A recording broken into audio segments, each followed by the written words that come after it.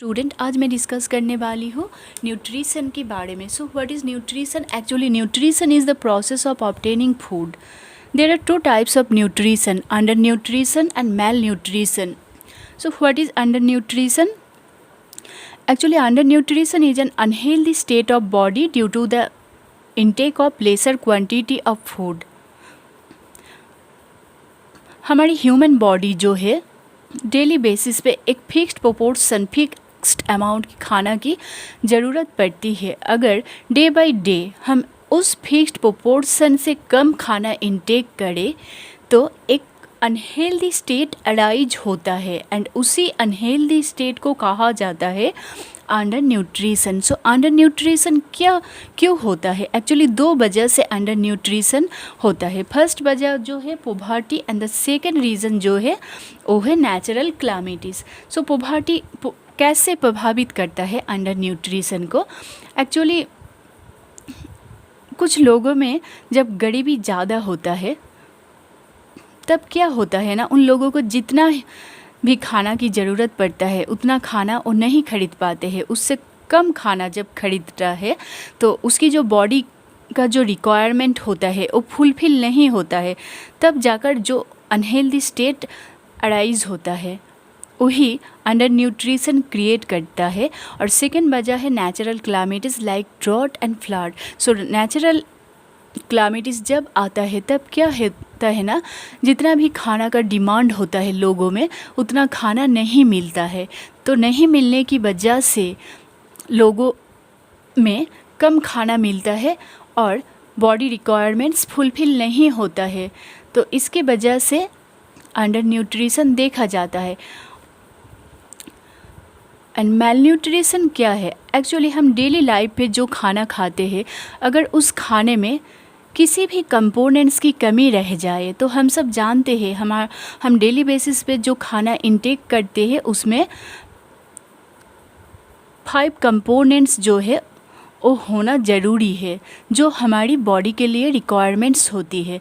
अगर देखा जाए हमारी डेली डाइट पर कुछ ना कुछ कंपोनेंट्स की कमी रह जाए तब उन सब कंपोनेंट्स की कमी की वजह से कुछ डेफिशिएंसी डिजीज़ देखा जाता है. तो डेफिशिएंसी अब कंपोनेंट्स की वजह से हमारे शरीर में जो डेफिशिएंसी होता है उसको मेल न्यूट्रिशन कहा जाता है. और मेल न्यूट्रिशन क्या होता है ना, due to lack of education and due to ignorance of people. Actually कुछ लोगों में शिक्षा की कमी रह जाता है तो इस वजह से क्या होता है ना, लोगों को 5 फूड कंपोनेंट्स के बारे में ज़्यादा से ज़्यादा नॉलेज नहीं होता है. अगर गाँव में हम देखें तो देखा जाए कुछ लोग क्या है ना, ज़्यादा कार्बोहाइड्रेट्स इंटेक कर रहा है, प्रोटीन कम इंटेक कर रहा है. तब प्रोटीन इंटेक कम होने से उसके शरीर में प्रोटीन एनर्जी मेल न्यूट्रिशन देखा जाएगा. और एक है लोगों को सब कुछ पता होने के बावजूद भी वो लोग क्या करता है ना, ऐसे कुछ भी केयर नहीं करता है. तब जाकर भी मेल न्यूट्रिशन देखा जाता है. और ये कहा जाता है under nutrition and mail nutrition दोनों ही हमारे सेहत के लिए अच्छा नहीं है, क्योंकि under nutrition and mail nutrition directly हमारी जो ग्रोथ है उसको प्रभावित करता है and several types of mental and physical disabilities create करता है सभी उम्र के लोगों में. एंड जो ग्रोइंग चिल्ड्रेन होता है वो ज़्यादा प्रभावित होता है अंडर एंड मेल न्यूट्रिशन के वजह से. सोच लो, अगर कोई भी बच्चा